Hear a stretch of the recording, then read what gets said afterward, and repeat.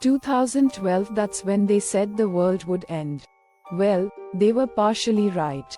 That's when it all started to fall apart, but it was a matter of progression. There was no great earth-shattering destruction like in the Hollywood version. The religious community had it all wrong too. God didn't descend from heaven to take the righteous home and destroy the rest. There was no zombie apocalypse, well, at least not the way we traditionally think of it. The Mayans, they came the closest. They predicted the end of an age and the beginning of a new one. It was supposed to be the beginning of an age of enlightenment. Mankind was supposed to experience transcendence, almost like a worldwide renaissance. As I said, close, but not quite.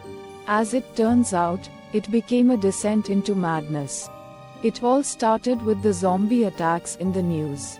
People just going apeshit and eating other people. I remember when I first saw the news reports, I actually laughed out loud.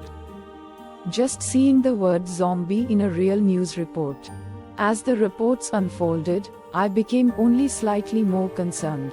I just thought that there wasn't much to it besides the drug use or the insanity.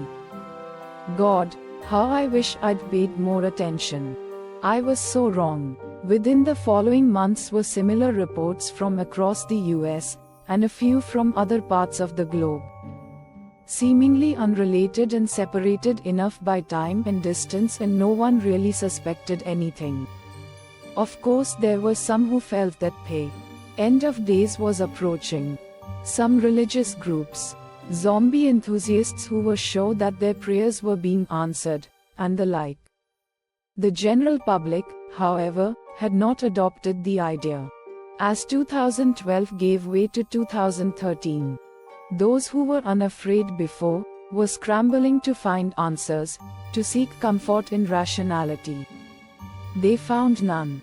In early 2013, the reports of cannibalism were accompanied by massive reports of heinous murders and rapes, robberies, shootings, all of these things, and more.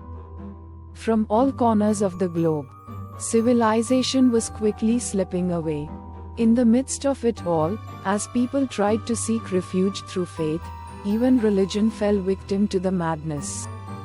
Somewhere around July or August of that awful year, several prominent religious leaders, from many different religions, started coming together. They were now unified under a new God-man, the Self. In the beginning, their newfound religion was referred to as Satanism because of its self-centered nature. That could not have been further from the truth. Satanism does allow for an individual to do as he or she pleases, but not at another's expense. Especially not if it will bring physical or emotional harm. This new religion, however, had no such caveats. Their law, do what thou wilt. Their followers were beyond depraved. They called themselves the Horde, and they knew nothing outside of their mad new practices.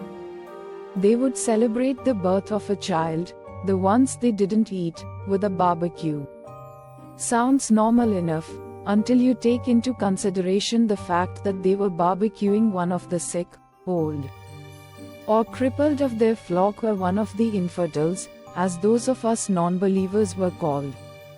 They would tie them to a long steel pole, naked, and set them up on a makeshift spit, and slowly roast them alive.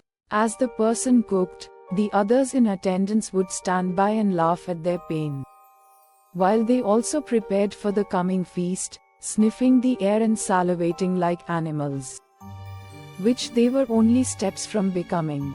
This was only the tip of the iceberg. As their numbers grew, their activities grew more and more bizarre and twisted.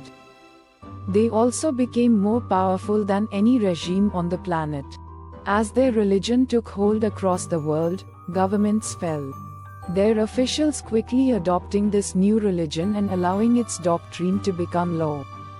If you were not with them, even God himself, it seemed, could not help you.